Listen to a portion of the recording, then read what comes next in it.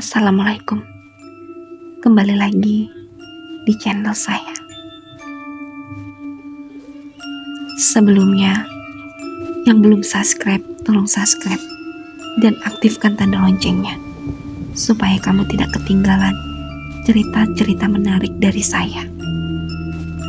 7 tahun yang lalu, saat aku masih duduk di bangku kelas 2 SMA di Depok, aku memiliki seorang sahabat dekat bernama Rini.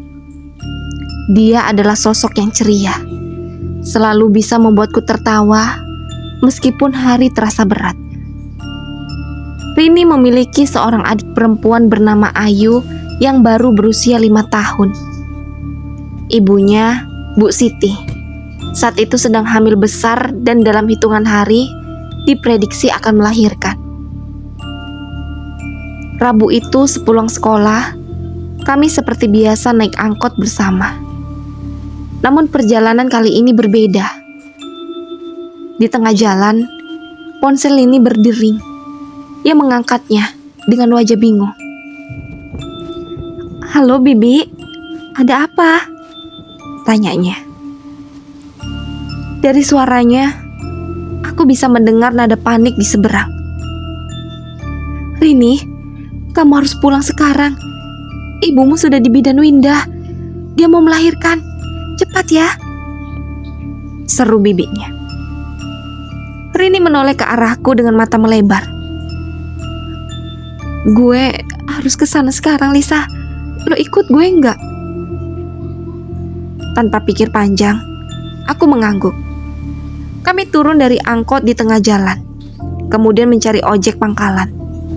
Namun ojek penuh, dan akhirnya kami menumpang ojek omprengan. Perjalanan ke rumah bidan itu memakan waktu hampir 1 jam. Kami melewati jalan-jalan kecil yang gelap karena hujan rintik-rintik mulai turun. Sepanjang perjalanan, Rini tampak gelisah. "Aku takut sesuatu terjadi, Lis. Mama udah gak muda lagi. Kehamilan ini berat buat dia," katanya dengan suara bergetar. Aku mencoba menenangkan. "Tenang, Rin. Mama lo kuat. Kita pasti sampai tepat waktu kok." Ketika akhirnya kami tiba di rumah bidan Windah, suasana di sana sudah ramai. Sanak saudara Rini berkumpul di ruang tamu, dan suara tangis terdengar dari dalam kamar. Bibinya segera menghampiri kami. "Rini, mama kamu." Bibinya tak sanggup melanjutkan kata-katanya. Wajahnya pucat dan matanya sembab. "Apa yang terjadi, Bi?" tanya Rini dengan napas tercekat. "Maafkan Bibi, Rin. Mama kamu gak selamat," jawabnya lirih. Dunia Rini seakan runtuh. Ia terduduk lemas di lantai, sementara aku hanya bisa memeluknya erat. Namun di tengah kesedihan itu, aku merasa ada sesuatu yang aneh. Suasana di rumah bidan itu terasa berat, seperti ada energi yang tidak terlihat namun sangat nyata. Malam itu, setelah jenazah Bu Siti dipindahkan ke rumah untuk disemayamkan, aku memutuskan untuk menemani Rini. Kami tidur di kamar yang sama, sementara Ayu tidur di kamar lain bersama bibinya. Rumah itu sepi, hanya ditemani suara jangkrik dan angin malam yang berbisik. Sekitar pukul 2 pagi, aku terbangun karena mendengar suara aneh. Itu seperti suara seseorang menangis pelan di luar kamar. Awalnya aku pikir itu Rini, tapi ketika aku menoleh, Rini masih tertidur lelap di sampingku. "Siapa itu?" gumamku setengah berbisik. Aku mencoba mengabaikannya, tapi suara itu semakin jelas. Rasa penasaran mengalahkan rasa takutku. Aku bangkit pelan-pelan dan membuka pintu kamar. Lorong di rumah itu gelap. Hanya diterangi cahaya redup dari ruang tamu. Suara tangisan itu berasal dari arah dapur. Dengan langkah ragu, aku berjalan menuju dapur. Setiap langkah terasa berat, seolah ada sesuatu yang menahan tubuhku. Ketika aku sampai di dapur, tidak ada siapapun di sana. Tapi suara tangisan itu masih terdengar. Kali ini lebih dekat, seperti di belakangku. Aku berbalik perlahan. Dan saat itulah aku melihatnya. Sosok wanita berambut panjang berdiri di sudut dapur. Wajahnya pucat dan matanya menatapku tajam. Aku membeku, tidak mampu bergerak atau berteriak. Wanita itu kemudian membuka mulutnya, dan suara tangisan berubah menjadi tawa menyeramkan.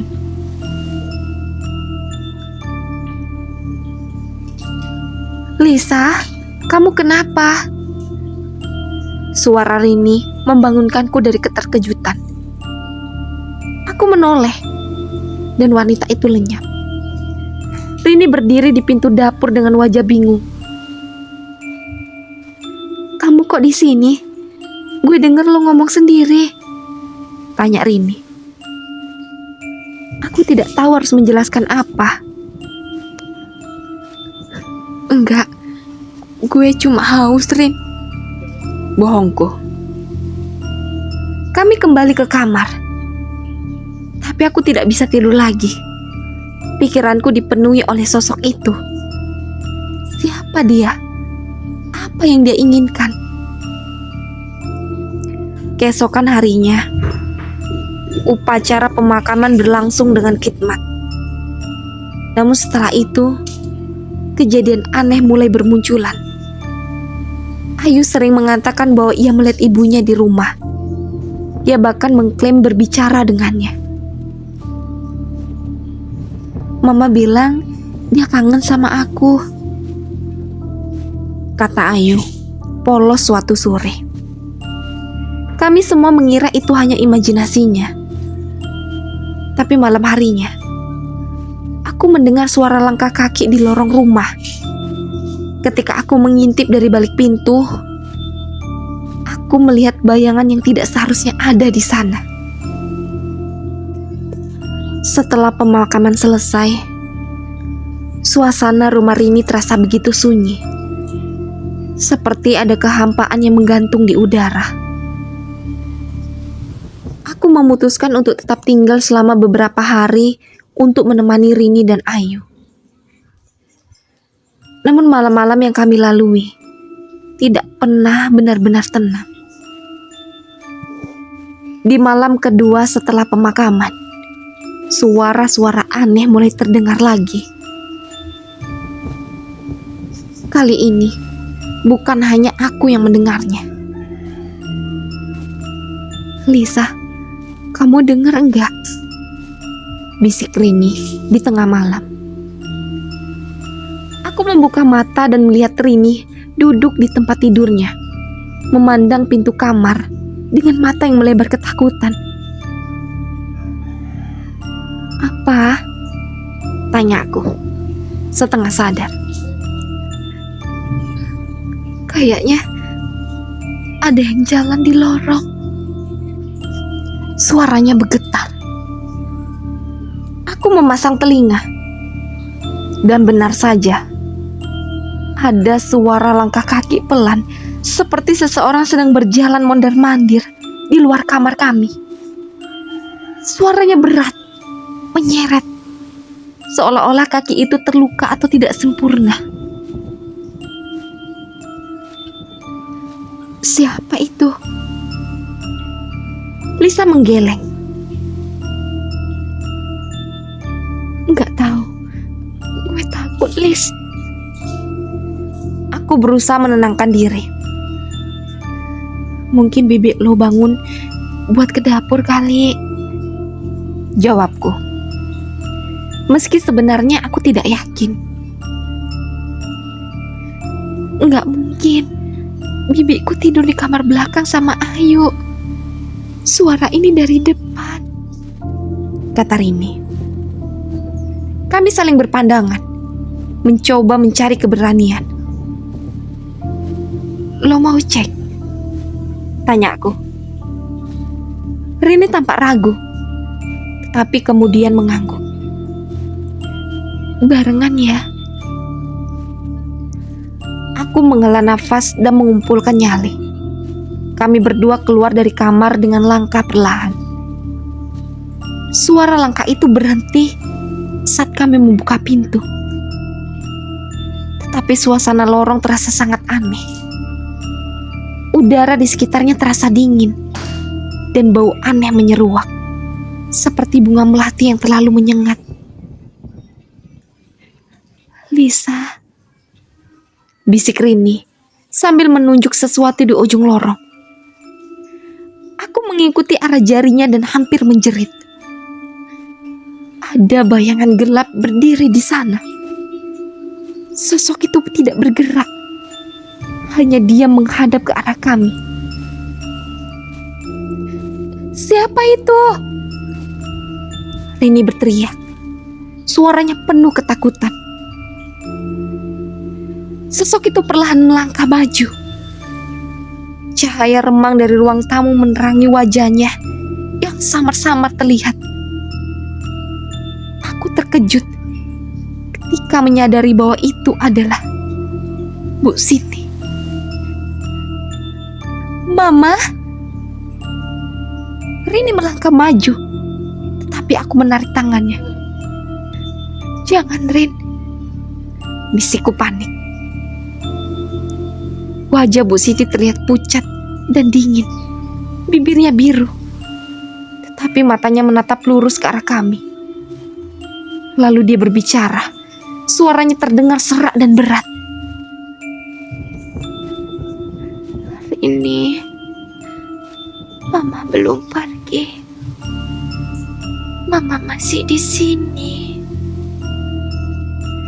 Rini mulai menangis. Mama, kenapa Mama di sini? Mama nggak seharusnya di sini, Ma. Bu Siti tersenyum tipis, tetapi senyuman itu terasa aneh, seperti dipaksakan. Mama harus memastikan semuanya baik-baik saja. Tiba-tiba, lampu lorong berkedip-kedip, dan sosok Bu Siti menghilang begitu saja. Aku dan Rini berdiri membeku, tidak tahu harus berkata apa.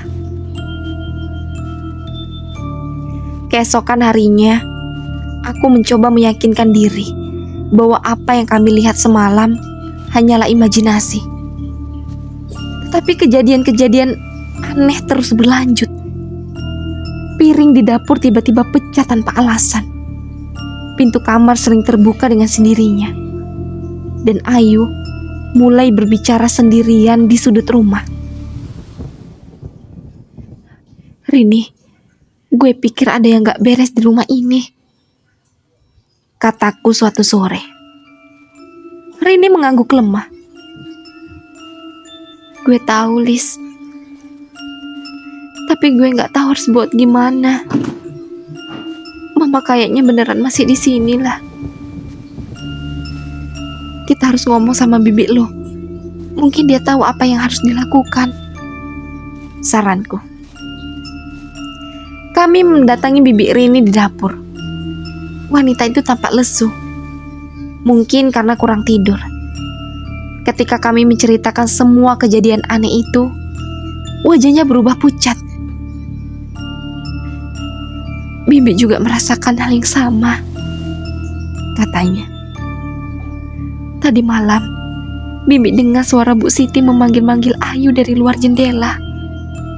Padahal jelas-jelas dia sudah tiada. Rini menangis lagi. Kenapa Mama nggak tenang, Bi? Apa yang Mama mau? Bibinya menggeleng. Mungkin ada sesuatu yang belum selesai.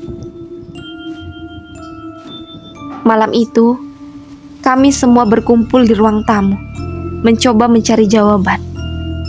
Ayu tiba-tiba mendekati kami dengan wajah serius. Sesuatu yang tidak biasa untuk anak 5 tahun. Mama bilang dia kangen sama kita semua, katanya pelan. Kami semua terdiam. Ayu, Mama bilang apa lagi? Tanya Rini, berusaha menahan tangis. Ayu menatap ke arah kosong, seolah-olah sedang melihat sesuatu yang tidak bisa kami lihat. Mama bilang dia marah. Ada orang jahat yang bikin Mama sedih. Aku dan Rini saling berpandangan. Orang jahat? Siapa? Tanyaku. Ayu tidak menjawab, hanya berjalan ke arah jendela dan duduk di lantai. Malam itu kami memutuskan untuk tetap bersama di ruang tamu. Tidak ada yang berani tidur sendirian. Bibinya menyarankan agar kami membaca doa bersama. Tetapi suasana masih terasa berat. Sekitar pukul 1 dini hari, suara ketukan terdengar dari pintu depan. Ketukan itu pelan, tetapi teratur. Seperti seseorang yang sabar menunggu untuk dibukakan pintu. Siapa itu? Bibinya berseru dengan suara gemetar. Namun, tidak ada jawaban. Ketukan itu berhenti. Tetapi tiba-tiba, pintu terbuka dengan sendirinya, memperlihatkan kegelapan pekat di luar. Angin dingin masuk ke alam rumah, membuat kami semua menggigil. Dan dari kegelapan itu, muncul sosok Bu Siti lagi. Kali ini wajahnya tampak lebih menyeramkan. Matanya hitam legam, dan bibirnya bergerak tanpa suara. Bibi, tutup pintunya! Aku berteriak. Namun sebelum Bibi sempat bergerak, Bu Siti sudah berdiri di tengah ruang tamu. Dia menatap kami satu persatu, lalu berkata dengan suara yang menggema, "Kalian harus tahu kebenarannya." "Kebenaran apa, Ma?" Rini memohon. Bu Siti mengangkat tangannya menuju ke arah dapur. "Bibi kalian tahu semuanya." Kami semua menoleh ke arah Bibi. Wajahnya tiba-tiba berubah pucat pasi. "Apa maksud Mama?" Tanya Rini dengan nada marah. Bibinya tidak menjawab. Dia hanya menangis dan menggelengkan kepala. "Aku gak tahu apa-apa. Aku gak tahu." Bu Siti tertawa kecil. Tetapi tawa itu terdengar dingin dan mengerikan. "Kamu tahu, kamu yang menyiapkan aku seperti ini." Rini dan aku terkejut. "Bibi, apa maksudnya?" Tanya aku. Bibinya mulai menangis semakin keras. "Aku gak sengaja. Aku cuma ingin Siti istirahat." "Apa yang sebenarnya terjadi?" Rini berteriak. Air matanya mulai mengalir. Bu Siti melangkah mendekati bibinya. "Katakan, atau aku tidak akan pernah pergi." bibinya akhirnya mengakui.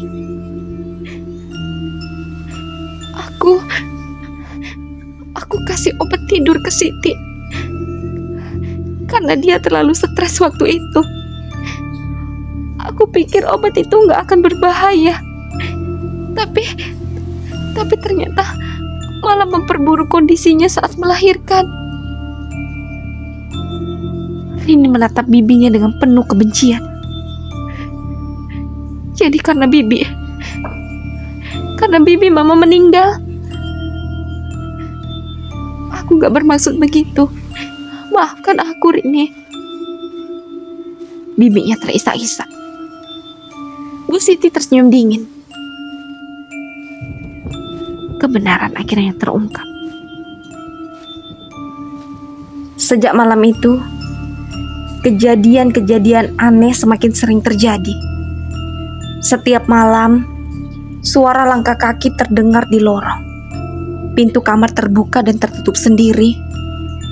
Dan Ayu semakin sering berbicara dengan sesuatu yang tidak terlihat. Ayu, kamu ngobrol sama siapa? Tanya Rini di suatu sore. Ayu yang sedang bermain boneka di ruang tamu menoleh dengan senyum kecil. Sama mama. Dia bilang dia masih di sini karena dia nggak bisa pergi. Rini menelan ludah. Kenapa mama nggak bisa pergi? Ayu mengangkat bahu. Mama bilang ada sesuatu yang tertinggal. Dia nggak mau ninggalin kita sebelum itu selesai. Aku dan Rini saling berpandangan. Apa maksudnya sesuatu yang tertinggal? Bisikku. Rini hanya menggeleng. Matanya penuh kebingungan. Di malam berikutnya, kami memutuskan untuk mencoba mengusir roh Bu Siti. Kami memanggil seorang paranormal yang direkomendasikan oleh tetangga. Namanya Pak Jaka. Seorang pria parubaya dengan penampilan sederhana, tetapi tatapan mata yang tajam. Arwah ini adalah arwah penasaran. Dia tidak akan pergi sebelum masalah yang dibawanya selesai. Apa yang harus kami lakukan? Tanya Rini. Kita harus mencari tahu apa yang membuatnya terjebak di sini. Biasanya ada sesuatu yang ditinggalkan atau pesan yang belum tersampaikan. Kami semua berkumpul di ruang tamu saat Pak Jaka memulai ritualnya. Dia menyalakan dupa dan mulai melantunkan doa-doa dalam bahasa yang tidak aku mengerti. Udara di sekitar kami tiba-tiba menjadi dingin dan suara angin bergemuruh terdengar dari luar. Dia di sini, kata Pak Jaka dengan suara tenang tetapi tegas. Tiba-tiba lampu di rumah berkedip-kedip dan suara tangisan terdengar dari arah dapur. Tangisan itu perlahan berubah menjadi tawa mengerikan, membuat bulu kuduku meremang. Siapa yang memanggilku?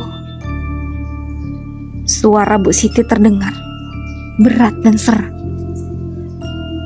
Kami semua membeku saat sosoknya muncul di ruang tamu. Kali ini, dia tampak berbeda. Wajahnya tidak lagi seperti manusia, melainkan menyerupai sosok mengerikan dengan kulit yang membusuk dan mata yang kosong.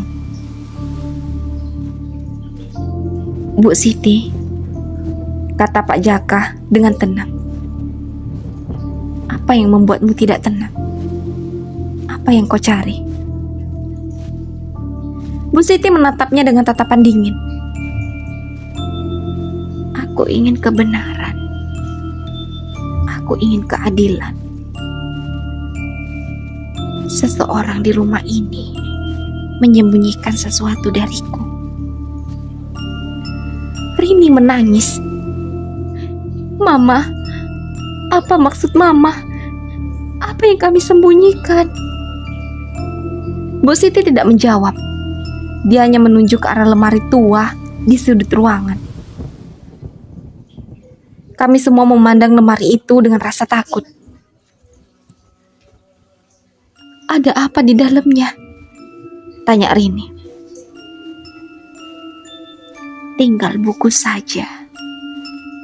Suara Bu Siti semakin keras. Dengan tangan gemetar, aku melangkah mendekati lemari itu. Aku membuka pintunya perlahan, dan di dalamnya, aku menemukan sebuah kotak kayu tua. Kotak itu terkunci, tetapi kuncinya tergantung di sebelahnya. Aku memasukkan kunci dan membuka kotak itu. Di dalamnya, kami menemukan sebuah surat dan sebuah kalung yang terlihat kuno. Itu milik Mama, kata Rini pelan. Bu Siti mengangguk. Dengan tangan gemetar, Rini mengambil surat itu dan mulai membacanya. Surat itu adalah pesan dari Bu Siti, ditulis sebelum dia meninggal. Di dalamnya, dia mengungkapkan rasa takutnya terhadap seseorang yang ingin menyakitinya. Aku tahu, seseorang ingin membahayakanku. Jika sesuatu terjadi padaku, cari tahu kebenarannya. Aku tidak ingin meninggalkan dunia ini dengan cara seperti ini. Aku menatap Rini. Mungkin ini alasan kenapa mamamu nggak bisa pergi. Dia merasa ada yang belum selesai. Setelah membaca surat itu, kami mencoba mencari tahu lebih banyak tentang apa yang sebenarnya terjadi. Rini mulai bertanya kepada kerabatnya, tapi tidak ada yang memberikan jawaban pasti.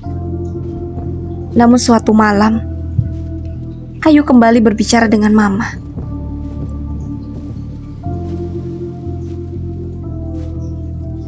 Dia bilang, bibinya tahu semuanya. Kami tidak tahu harus berbuat apa. Bibinya sudah tiada, tetapi tampaknya ada rahasia besar yang melibatkan dia dan Bu Siti. Malam terakhir di rumah itu, ada yang paling menyeramkan. Bu Siti muncul lagi. Kali ini dengan wujud yang lebih mengerikan. Dia tidak berbicara, hanya berdiri di sudut ruangan menatap kami dengan mata kosongnya.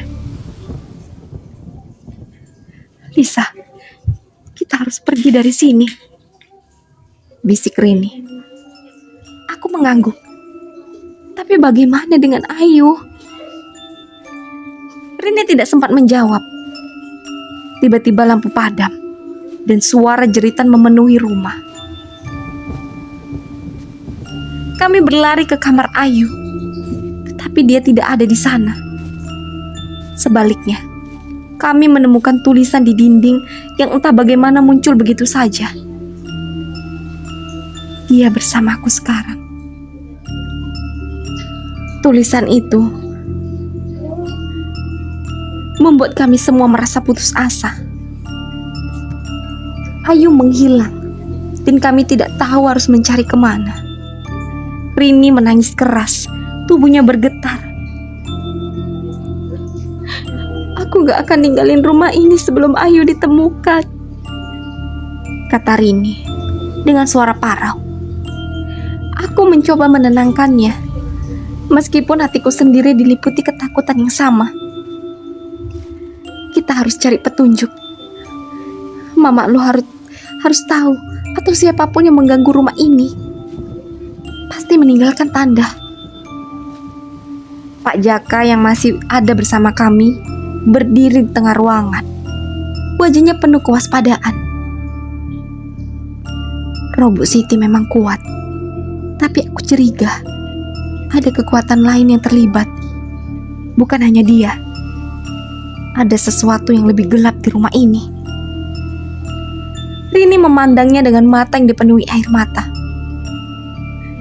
"Apa maksud Bapak? Apa ini karena Mama?" Pak Jaka menggeleng. "Aku tidak yakin. Tapi mari kita cari Ayu dulu. Kami mulai memeriksa setiap sudut rumah, bahkan tempat-tempat yang tidak pernah kami duga. Ruang bawah tanah yang biasanya terkunci, kini terbuka sedikit, seolah mengundang kami untuk masuk. "Ayo, kalau kamu di sana, tolong jawab," panggilku dengan suara gemetar. Namun tidak ada jawaban. Hanya suara angin yang bergema dari dalam kegelapan ruang bawah tanah. "Lisa, aku takut," bisik Rini. Aku memegang tangannya erat-erat. "Kita masuk sama-sama. Kalau Ayu di sana, kita harus menemukannya." Pak Jaka memimpin jalan, membawa lentera kecil. Tangga kayu berdiri di bawah kaki kami, dan semakin dalam kami melangkah, hawa dingin semakin menusuk tulang. Ruang bawah tanah itu penuh dengan benda-benda aneh. Boneka-boneka rusak yang digantung di langit-langit. Botol-botol berisi cairan berwarna gelap. Dan simbol-simbol aneh yang digambar di dinding dengan sesuatu yang tampak seperti darah. "Apa ini?" tanyaku. Pak Jaka memandang sekeliling dengan ekspresi serius. "Ini tempat untuk memanggil sesuatu atau mengikat roh. Tapi siapa yang melakukannya?" Rini tiba-tiba menunjuk ke sebuah meja kecil di sudut ruangan. Di atasnya ada foto keluarga Rini yang sudah lusuh, dikelilingi oleh lilin-lilin hitam. Itu foto keluarga kita," katanya terisak.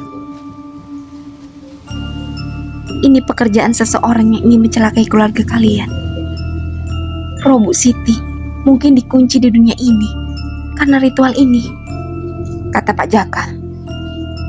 Saat itu juga, suara tawa anak kecil terdengar di sudut ruangan.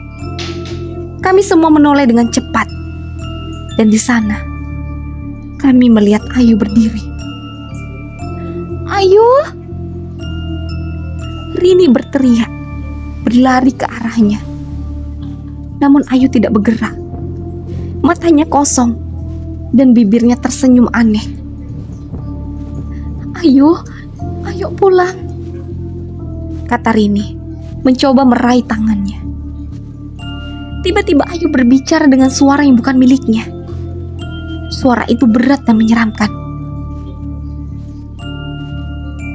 "Kalian tidak akan bisa mengambilnya dariku. Dia milikku sekarang." Rini mundur dengan wajah ketakutan. "Apa yang kamu lakukan pada adikku?" Ayu tertawa kecil, lalu melangkah mundur dan menghilang begitu saja ke dalam kegelapan. Pak Jaka langsung mengambil tindakan. Dia mulai membaca doa-doa dengan suara lantang. Sementara aku dan Rini hanya bisa berdiri di sana, gemetar ketakutan. Hawa di ruang bawah tanah semakin berat, dan semakin merasa seolah-olah ada sesuatu yang mencekik kami. Tiba-tiba sebuah bayangan besar muncul di dinding, membentuk sosok menyerupai wanita dengan rambut panjang yang menjuntai ke lantai. Suaranya menggema di seluruh ruangan. "Kalian tidak seharusnya ada di sini. Pergi, atau kalian akan menyesal." "Tidak, sebelum kami membawa Ayu kembali," balas Jaka dengan tegas. Bayangan itu tertawa, lalu bergerak mendekati kami. Aku merasakan hawa dingin yang menusuk tulang saat bayangan itu menyentuhku. Aku hampir pingsan, tetapi Rini menarikku kembali. "Lisa, kamu harus kuat," katanya. Matanya penuh tekad meskipun air mata terus mengalir. Pak Jaka terus membaca doa-doanya, tetapi bayangan itu tampaknya semakin marah. Benda-benda di ruang bawah tanah mulai berjatuhan, dan suara-suara aneh bergema di sekeliling kami. Pak Jaka, apa yang harus kita lakukan? Tanya aku dengan panik. Kita harus menemukan pusat kekuatannya. Cari sesuatu yang mungkin menjadi sumber ritual ini, jawabnya.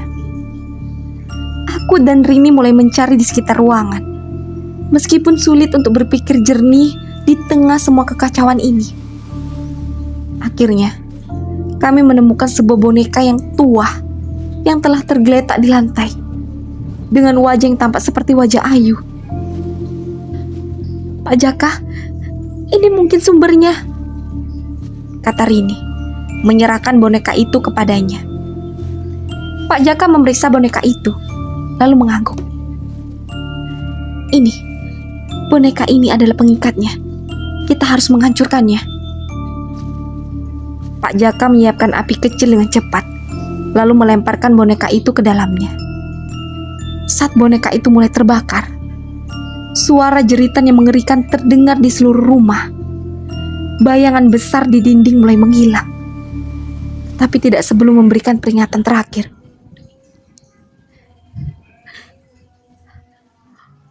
Kalian mungkin akan menang kali ini, tapi aku akan kembali dan membawa sesuatu yang lebih buruk.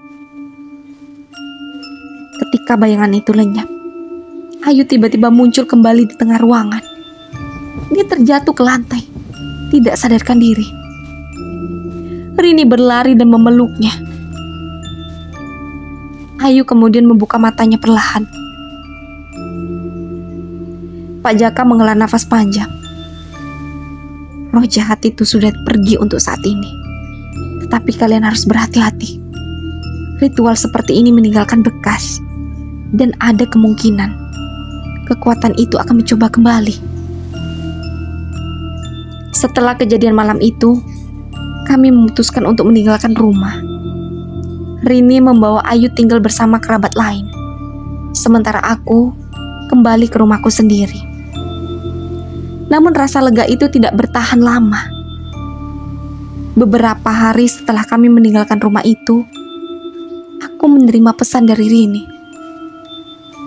Lisa, aku merasa ada yang mengawasi kami. Ayu bilang dia masih melihat Mama di cermin setiap malam. Pesan itu membuatku merinding. Aku hanya bisa berharap bahwa semuanya benar-benar telah berakhir. Tetapi jauh di dalam hatiku, aku tahu bahwa ini mungkin baru permulaan. Yang masih penasaran, lanjut ke part selanjutnya. Dan jangan lupa aktifkan tanda loncengnya.